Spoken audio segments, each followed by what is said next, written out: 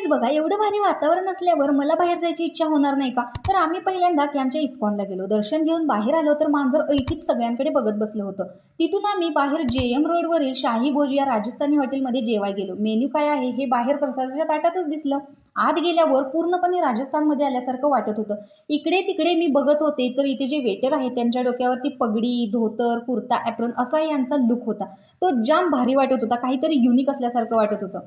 भलं मोठं ताट आणि पोटात जेवढी जागा नाही तेवढा मेन्यू माझ्या ताटात मला दिसत होता.